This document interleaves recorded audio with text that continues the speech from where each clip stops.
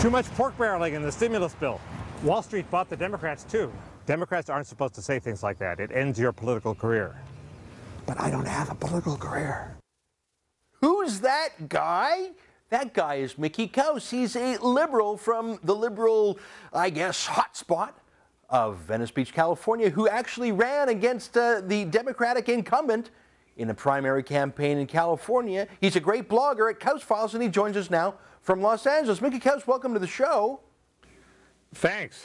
You know, you're my favorite liberal. I've never met you before. I've never talked to you before, but I follow you because I think for me, I was just contemplating, why do I like you so much?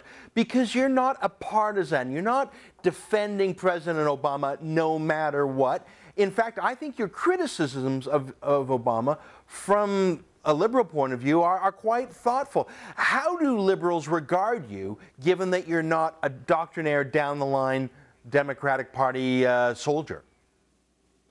Most of them hate me. You know, our politics have gotten more partisan here in the United States. So if you don't defend Obama with the line of the day today is panic about Rick Perry, he's an awful man, you're supposed to all toe that line, they get mad at you. I got about 5% of the vote in the primary, which was pretty good given that I didn't run much of a campaign, except for that ad you just saw. You know, the truth is that people like me have a lot, and better politicians than me have a lot of appeal in the center, but that's not, you know, the center doesn't really have a voice on the web and on TV anymore.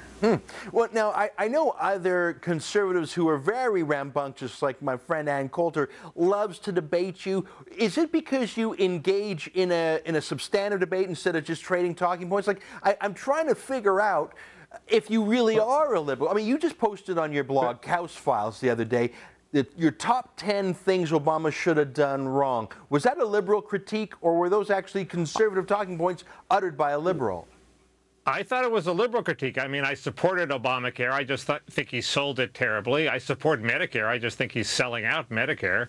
And I think he should shrink the government to a level that's sustainable. That's the best gift he could give to liberals now. Right now, the government's consuming 24, 25% of our GDP. That's not sustainable. If you shrink it to 22, maybe liberals can preserve the activist government that I think we need. So I thought it was a liberal critique. Needless to say, my liberal friends don't think that way. You know, one thing go ahead. The thing with Ann Coulter is you can argue with her and you get incredible points if you just don't buy the Democratic BS. In other words, if you say, well, you know, John Kerry was a terrible candidate, he's not a likable person, he's a flip-flopper. Democrats don't usually say that about their candidate, but it's true, and you get a lot of points with conservatives if you admit that. Now, one thing that you have been very bold on is your criticism of how big labor unions in the United States have dominated some areas of Democratic Party politics. Can you tell me a little bit about your criticisms of big labor? Why would you criticize such a fundraising engine for the Democrats and for liberals, and more important than that, a ground army in campaigns? What's your beef with unions, Mickey? Well, it's come to that. The only defense of labor is that they contribute money to the Democratic Party. It used to be that unions were thought to make business more efficient. Nobody makes that argument anymore because obviously they make businesses inefficient. They lower productivity. They hamstring businesses with all sorts of adversarial negotiations and work rules and lawsuits. And, you know, look at what they did to Detroit, to General Motors and Chrysler. So nobody defends unions on productivity grounds anymore. The argument against them is that they're bad for business. They're bad for the economy. We should rewrite the Wagner Act to create a different kind of unionism that doesn't cripple the economy. But until then, people like Obama, who's not creative enough to rewrite the Wagner Act, feel that they have to keep the unions happy. So they have to promote, you know, getting rid of the secret ballot. They have to give them a lot of jobs, pork jobs in the stimulus bill.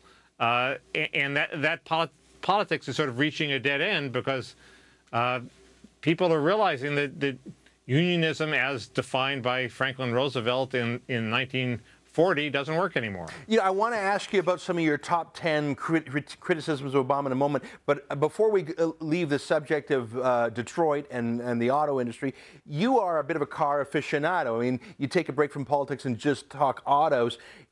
Tell me your thoughts on the big bailout of GM and Chrysler. Canada was sort of roped into that too. Was that a disaster, or was it less of a disaster than letting those companies go bankrupt would have been? What's your thoughts on the bailout? I think it's probably less of a disaster than letting those companies go bankrupt, because even other companies like Ford or Toyota said if you let the supply chain die, it would be very hard for them to do business.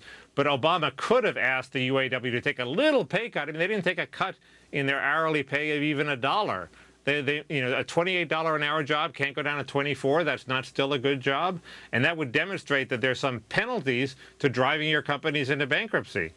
So the bailout was okay. It's too early to tell. GM still might fail. Chrysler certainly still might fail. They got a lot of competition, but it's not as good as it could have been if he'd said, okay, we're easing, we're having a government-sponsored bankruptcy, but you have to pay a price, so that there's no incentive to do that in the future. That's the problem. He's created an incentive for other unions to say, hey, so what if we ask for maximum demands? The government will bail us out. We only have about a minute left. Can you list for me some of your, not all of them, but some of your criticisms of Obama from a centrist liberal point of view? You mentioned healthcare already. What would be a few of your other beefs as sort of an old school liberal criticizing Obama? Well, he should have, the big one is he should have embraced the Republican cause of cutting government. I mean, there's tremendous fat in government. There's civil rights offices that don't do anybody good, that actually muck up the works in every single agency. Why not consolidate them? I've worked in government. I know that it's wildly inefficient. It hasn't gone through the downsizing that every other private corporation has gone through. So put the government through that downsizing before you ask for more taxes and before you ask to cut entitlements, and the Republicans would be left without an issue. They'd be speechless. So that's the first one. The second one is standing up to the labor unions. The third one is standing up to the Latino lobby on immigration reform. It's clear that if we had an enforcement that worked and sealed the border, in 10 years, 5 years, we could have an amnesty. The problem is the Latino groups really don't want to enforce the border. If a president said, okay, we're enforcing it first and we'll get their amnesty later, they could have their amnesty, but Obama won't stand up to them for that. Mickey Kaus, unfortunately, we're out of time. There's so many things I want to talk to you about because you give us a different point of view than, yesterday we talked to Stanley Kurtz, who's a hardcore conservative criticizing Obama from the right. I want to talk to you more in the future, if you'll give us the time, about criticizing Obama from a thoughtful, liberal, centrist point of view, and I hope you join us again in the future. I'd be happy to do that. Thank you, Ezra. Thank you, and keep on typing. I'll keep on reading. Hey.